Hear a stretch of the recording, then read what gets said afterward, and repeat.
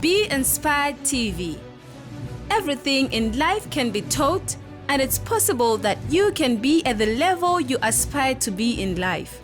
Join your host, Pastors Lenny and Mentorship, as they take us through inspired life success tips.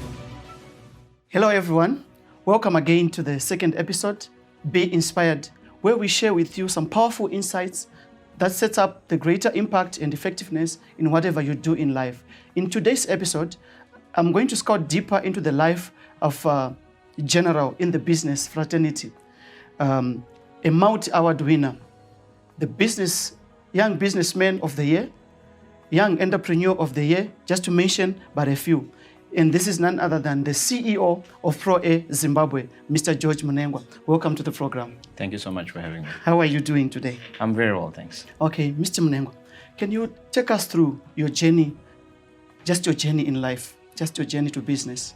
Right, well, George is a last born of a family of four who grew up in Glenora A, which was a high-density suburb. Mm-hmm.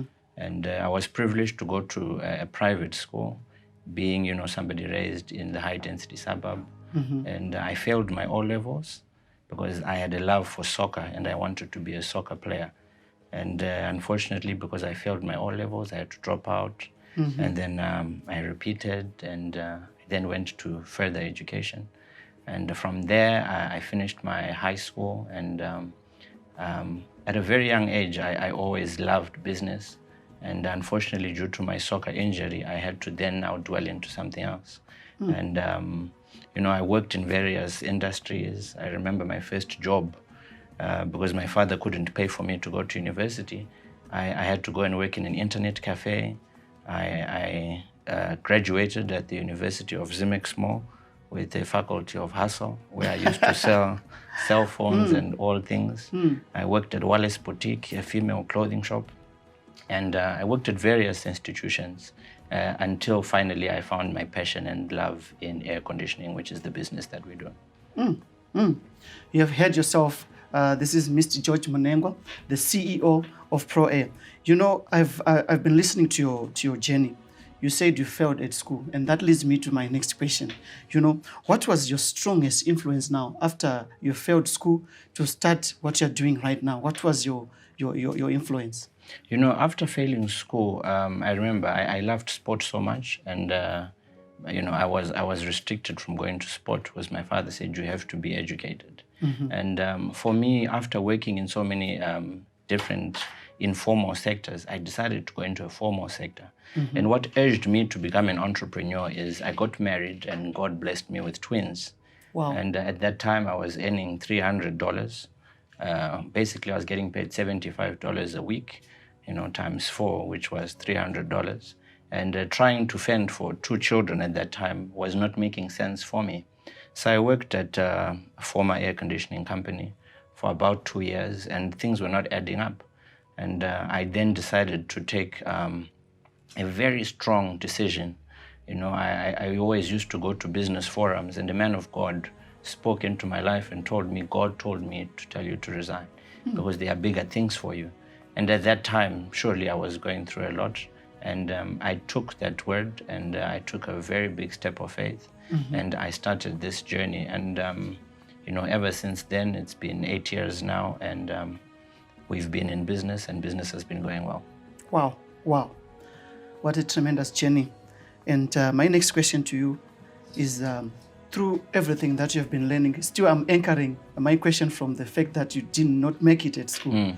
Was there mentorship involved to reach where you are right now? And if it was, at what criteria did you use to choose that mentor? In business, one thing that I spoke about when I went to these business forums, I'm somebody who's always been hungry for information. And anywhere where somebody who is more experienced in business or who is successful in any area, one thing I believe is that success leaves clues. And what I did, I personally went to look for people who are successful, whether it's pastors, whether it's, whoever it is. They did something for them to be outstanding in whatever area they were in. So I definitely looked out, the likes of Philip Chiangwa, Dr. Eve Kadzikwa, Dr. Chandiwana, Pastor Victor Kambasha, Apostle Melody Sibanda, some men of God, some business people. And with their input and advice, I learned a lot. I learned that business is not just business without having a spiritual aspect where you need to implement practical business principles like giving, like tithing, and that you need to be a shrewd business person. You need to, work hard and believe in whatever you want to do. And I remember the very early stages, especially when I resigned from work. My father actually said to me, George, why don't you stay in employment? Because if you leave your job and you're getting 300, and he had a dream, and I believe that so many people have big dreams. And I believe when you want to start something big, some of the people closest to you will try and deter you from actually being the person that you want to be. And I remember when I was winning some awards some years back, I was speaking to my father and I was asking him, you saw me in tatters, what do you say? And he always laughs back and says, sometime it's good you followed your gut. And I believe a lot of people out there may be deterred to being who they want to be because they want to please their parents since they paid for their universities. But the most important thing is to believe in yourself, work hard at it. I remember the early days, we'd go in the road and distribute flyers because I really believed and I wanted this company to be successful because I saw it as a success. So it's always important to believe in what you have to do and to do things that will leave a lasting impression, because I don't believe ProAIR is just a business that will die off like other businesses we grew up seeing. It's something that should be there for legacies on. Yeah. Wow, this is interesting. Mr. George, I always follow you. I see what you do. You're always a man who is hands-on. Most of your programs, projects, I see you in the front. And that leads me now to the next question to say, have you ever failed in business? Or the reason why you are always in the front, are you afraid of something? Or are you protecting something that has ever happened in your journey of business? Have you ever failed in business? I believe failure defined, I think fail is first attempt in learning. So fail means first attempt in learning. Wow. And the best experiences and lesson you can ever get are from the biggest failures that you had. So I remember when I was in grade 5 and I started a freeze-it business, I used to give my friends freeze-it. And trying to get money from those people I used to give things on credit taught me a very valuable lesson. It may have been $2, but I learned never to give credit, especially to your friends, because when they were thirsty, they really needed it. So yes, I have failed many times. I remember Glenora, I wanted to open a phone shop, and then Muramba Trina came and then that was destroyed. But the lessons I have learned have made me understand that if you want something to be successful, you have to put in the hard work and the sweat. True. If you look at some of the biggest brands in the world, some of the CEOs are personally running with the vision because they understand exactly what they want to achieve. So my lessons in the past, my mistakes, my failures, have made me understand that I have to then be hands-on and lead from the front. Wow. Everything in life can be taught. The captains of the industry are in the house teaching us the basics. It's not always running away from your society. The help that you need is with somebody next to you. We are learning from Mr. George that you have to be humble. You have to embrace change when it comes. Mr. George, it has been a good time having you. I want to ask you the last question, or rather to allow you to say your last words to the viewers who want to walk the same walk that you have been walking. What are the last words that you can give so that they follow through and they'll make it also like you have done? One thing I believe so much is in principles in the Bible. And I believe so much in a verse that says, as a man thinketh, so is he.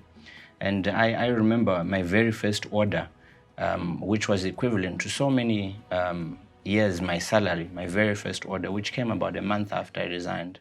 And what I did, I went to a place and I was dressed very well, and I gave them a quotation, and they asked, how long have you been in business? And at that time, I was just the only person in the business, but I believed in myself and the vision, what I wanted to do. And I told them that ProAIR is the top leading air conditioning company. And at that time, I was the only person in the business. And I remember I got that order, I got a couple of friends to help me, and we supplied, and we did a very good job. So it's so important for people out there to believe in yourself. I believe God will only give you according to your faith. And when I said we're the top leading air conditioning company, 4 or 5 years down the line, we were awarded top air conditioning company in Zimbabwe. Wow. So there's so much. People may say it's fake it until you make it. But if you look at the great of the greats, they spoke whatever they wanted into existence. So no matter what people say, you have to believe in yourself. You have to speak what you want to see. And the most important thing is that anything without God as the foundation will not prosper. You definitely have to have God as your foundation. And that's what's led us to being where we are today. Wow, it has been so wonderful having you, Mr. Munengwa. And I believe from the lesson that you have been teaching us today, everything is leading to God. This is the strength that I picked from you, that everything you're drawing to your leaders, the principles of God, and at the end of the day, you can't fail because God has given you already. But the devil came to steal, to kill, and to destroy. But he also gave us teachers now to say, this is the line. So everything in life can be taught. Thank you so much, Mr. Munengwa, for having time to come and give us the insight of how best we can make it in life. Thank you so much. And to everybody out there, remember, biologically speaking, we were born winners, and we need to fulfill the mandate and purpose that God purposed for us to be. Thank you. Amen. This is Be Inspired. See you again on the next episode. I hope Mr. George has been a blessing and a gift to you. May God bless you. See you. Thank you all for listening to this episode of Be Inspired. I hope you have been inspired by today's program, and I also hope you will put to act and practice everything that we have discussed today. Let's meet again next time as Pastor Lenny gives us more success tips. The Lord expects us to be creative, innovative, and empowering. To achieve this, join Pastor Lenny on the next episode of Be Inspired as he gives us some more life success tips.